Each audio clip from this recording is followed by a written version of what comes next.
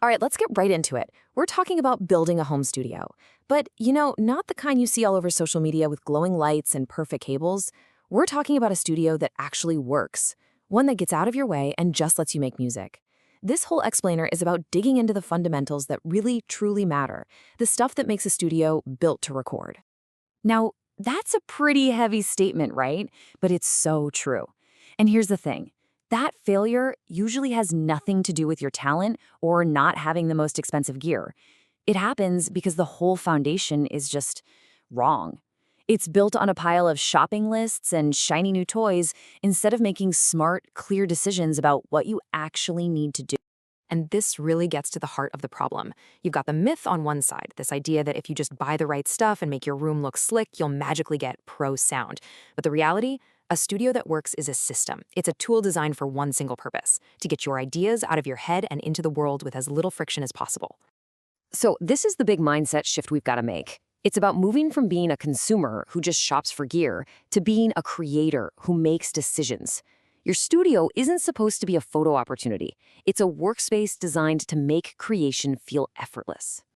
The real goal is to get into that creative flow where everything just clicks.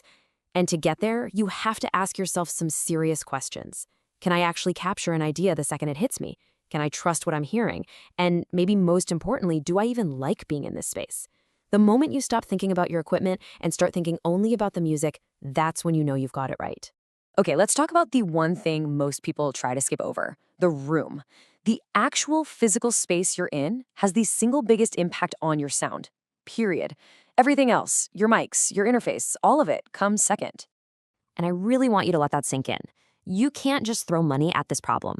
Every sound you make, whether you're recording it or mixing it, is being colored by your room. That awesome microphone isn't just hearing you, it's hearing you bouncing off the walls, the ceiling, the floor. So understanding how your room behaves isn't just a good idea, it's absolutely crucial. Now, this is a point of confusion for so many people. Soundproofing and acoustic treatment are not the same thing. Soundproofing is about mass, it's about construction, it's what keeps your music from annoying the neighbors. But for making your recordings actually sound good, what you need is acoustic treatment. That's all about taming the sound reflections inside the room so you can hear clearly. All right, so once you've addressed the room, the very next layer in this pyramid is your monitoring. You have to be able to hear what's really there. Because if you can't trust what your speakers are telling you, every single mixing decision you make is basically just a shot in the dark. And that's the big question, isn't it? If your speakers are jammed up against a wall or they're way too far apart, the answer is yes. They are absolutely lying to you. It's like mixing in a funhouse mirror. You're getting a distorted picture of your music. You'll make changes that sound great in that one spot, but the mix completely falls apart the second you play it anywhere else. But here's the great news. You can get way more accurate monitoring right now without spending a dime. Just follow these 3 simple rules. Your head and your 2 speakers should form a perfect triangle. The tweeters should be pointing right at your ears. And don't blast the volume. This isn't about buying new gear. It's about using what you already have correctly. It's about building trust with your ears. So where do headphones fit in? Well, they're super important, but they can't replace monitors. Think of headphones like a microscope. They're perfect for zooming in on tiny clicks, pops, and edits. But monitors? They tell you the truth about how your mix will translate into a real-world 3-dimensional space. You really need both working together to make mixes that sound great everywhere. Okay, it's time. Let's talk about gear. But we're not going to talk about which brand is best or what's most expensive. We're going to talk about gear as infrastructure. These things are tools designed to do a job. They are not trophies you collect to impress people. I just love this quote because it's so on the money.